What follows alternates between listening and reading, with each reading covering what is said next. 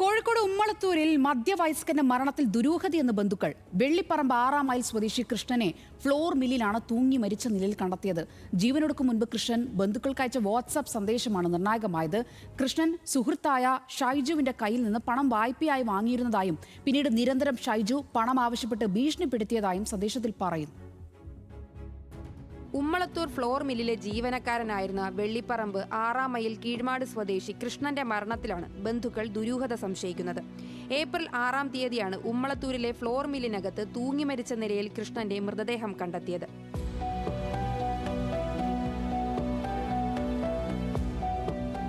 സാധാരണ നടപടിക്രമം എന്ന രീതിയിൽ ഇൻക്വസ്റ്റ് നടപടികൾ പൂർത്തിയാക്കി കോഴിക്കോട് മെഡിക്കൽ കോളേജിൽ പോസ്റ്റ്മോർട്ടം നടത്തുകയും മൃതശരീരം ബന്ധുക്കൾക്ക് വിട്ടു നൽകുകയും ചെയ്തു.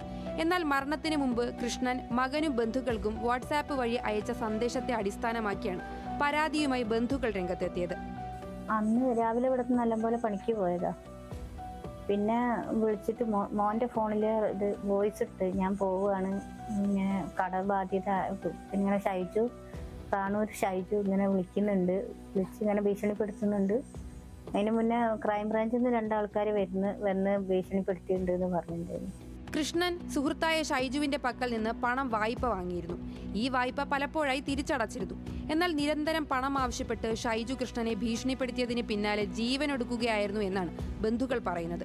കൃഷ്ണനെ മരിച്ച നിലയിൽ കണ്ടെത്തിയ ഏപ്രിൽ 6-ാം തീയതിയും ഷൈജു കൃഷ്ണനെ അന്വേഷിച്ച് ഫ്ലോർ മില്ലിൽ എത്തിയിരുന്നു. വോയിസ് ഇട്ടത് മോന്റെ ഫോണിലേക്ക് 15,000 രൂപയാണ് വാങ്ങിയത്, അത് കൊടുത്തു കഴിഞ്ഞിട്ടുണ്ട് എന്ന് പറഞ്ഞത്.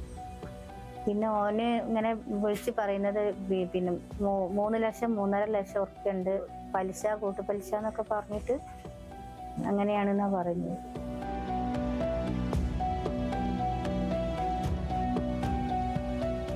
കൃഷ്ണന്റെ മരണം ഗൗരവമായി അന്വേഷിക്കണമെന്നാവശ്യപ്പെട്ട് ബന്ധുക്കൾ കോഴിക്കോട് മെഡിക്കൽ കോളേജ് പോലീസിൽ ഷൈജുവിനെതിരെ പരാതി നൽകിയിട്ടുണ്ട്.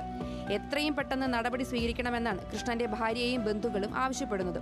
പരാതിയുടെ അടിസ്ഥാനത്തിൽ കൃഷ്ണന്റെ മൊബൈൽ ഫോൺ ശാസ്ത്രീയ പരിശോധനയ്ക്ക് അയക്കാനാണ് പോലീസിന്റെ തീരുമാനം. ന്യൂസ് മലയാളം, കോഴിക്കോട്.